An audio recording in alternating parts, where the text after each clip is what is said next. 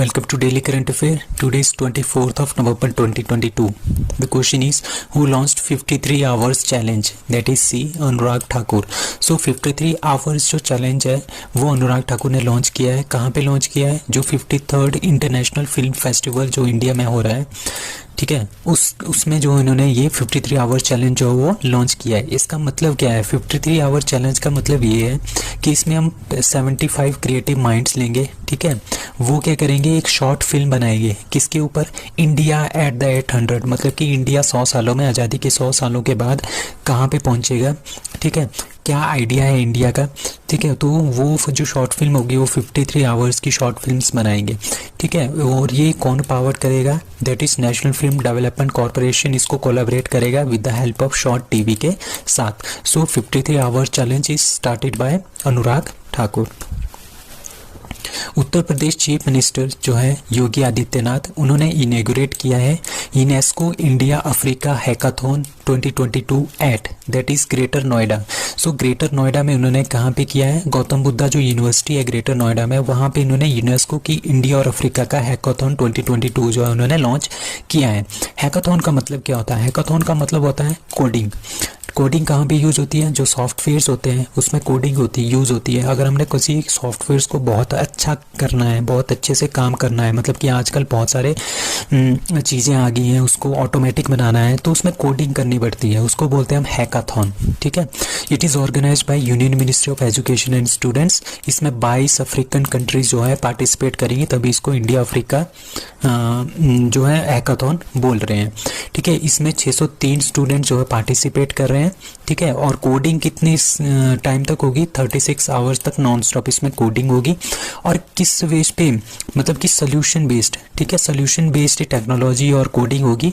किसके क्षेत्र में? एजुकेशन के क्षेत्र में हम किस तरह से एनहांसमेंट कर सकते हैं, एग्रीकल्चर के क्षेत्र में किस तरह से एनहांसमेंट करते हैं, हेल्थ और एनर्जी के क्षेत्र में कैसे एनहांसमेंट करते हैं, ड्रिंकिंग वाटर और कुछ और प्रॉब्लम्स हैं उनके क्षेत्र में हम किस तरह से क्या कर सकते हैं, बेटरमेंट कर सकते हैं with the help of coding.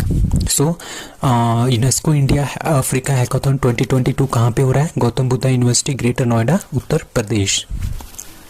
Who has been elected as the member of International Committee for Weight and Measures, ठीक है. इंटरनेशनल कमेटी है किसके लिए? वेट और मेजर्स के लिए. उसका जो मेंबर है he has been elected, that is Venugopal Achanta. उनको क्या कर दिया गया है? इसका मेंबर बनाया है, ठीक है. वेणुगोपाल अचंता कौन है? ये डायरेक्टर है कहाँ के? CSIR national physical laboratory Delhi में नेशनल फिजिकल लेबोरेटरी है CSIR की, उसके ये डायरेक्टर हैं. उनको क्या बना दिया गया है? मेंबर बना दिया गया है international committee for wait and measurement के. Who has been honored with Jaipur foot USA first global humanitarian award, ठीक है. USA ने सबसे पहला जयपुर फुट USA का ये सबसे पहला ग्लोबल ह्यूमैनिटेरियन अवार्ड है, वो किसको दिया गया? दैट इज इंडियन दानिश मंजूर भट्ट, ठीक है. दानिश मंजूर भट्ट कहाँ के हैं? ये है कश्मीर वैली इंडिया के, ठीक है. उनको ये अवार्ड जो है USA ने दिया है. कहाँ पे? न्यूयॉर्क में. क्यों दिया है?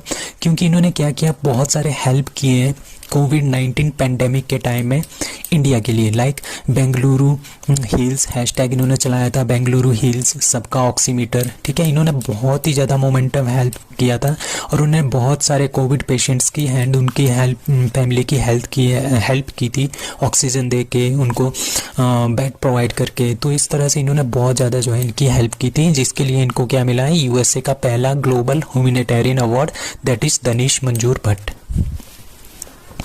So 13th bilateral naval exercise Naseem Al Bahar 2022 is organised between India and. अभी मैंने कुछ दिन पहले आपको बताया था कि जहाँ पे भी अल नाम आ जाए तो वहाँ पे आपने करना है इंडिया एंड ओमान, ठीक है. इंडिया और ओमान के बीच में जितनी भी अल वाली एक्सरसाइजेज हैं वो इंडिया और ओमान के बीच में है. तो ये 13 बायलेटरल नेवल एक्सरसाइज जो है हुई है, ये 2 फेजेस में हुई है. एक हार्बर फेज हुआ है, एक सी फेज हुआ है, ठीक है. इसमें जो इंडिया की तरफ से पार्टिसिपेट किया है, frigate Trikand and offshore patrol vessel Sumitra ने इसमें पार्टिसिपेट किया है. और इसके जो इंटरनल हेलीकॉप्टर्स हैं उन्होंने भी इसमें पार्टिसिपेट किया है. Maritime patrol aircraft, Dornier aircraft and इन सब ने इसमें क्या है? पार्टिसिपेट किया है. अब ओमान की बात करें, capital that is Muscat, Oman की currency that is Omani riyal.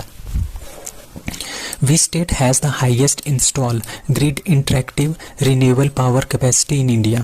ठीक है, अब अगर आपको ये क्वेश्चन आए कि जो सोलर एनर्जी बेस्ड है वो सबसे ज़्यादा एनर्जी कहाँ पे बनती है, दैट इज़ राजस्थान। 10 गीगावाट से भी इन्होंने क्रॉस कर लिया है, ठीक है, एनर्जी सोलर सिस्टम से बनाने के लिए। बट अगर हम बात करें, जैसे हमारे पास एक कंबाइन है, सोलर सिस्टम भी है, ठीक है, और एयर सिस्टम भी है, ठीक है, एयर से भी हम बिजली बना रहे हैं। तो इस तरह के जो कंबाइंड, ठीक है, इंटरप्ट ग्रिड इसी को बोलते हैं, combination of both air and sun, ठीक है, इनकी जो सबसे ज़्यादा कैपेसिटी है वो किस स्टेट में है, दैट इज सी कर्नाटका। तो कर्नाटका इसमें सबसे पहले नंबर पे है, उसमें 15,462 मेगावाट के जो है प्रोजेक्ट चल रहे हैं।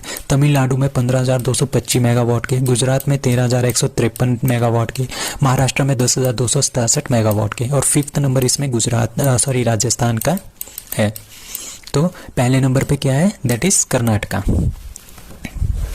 सो which Indian command conducts integrated fire power exercise in Rajasthan? So Rajasthan में एक फायर पावर एक्सरसाइज हुई है, इंटीग्रेटेड फायर पावर एक्सरसाइज हुई है राजस्थान में, जिसने हमने बहुत सारे टैंक्स भी यूज़ किए हैं। तो ये इंडियन आर्मी ने इंट्रोड्यूस किया है, ठीक है।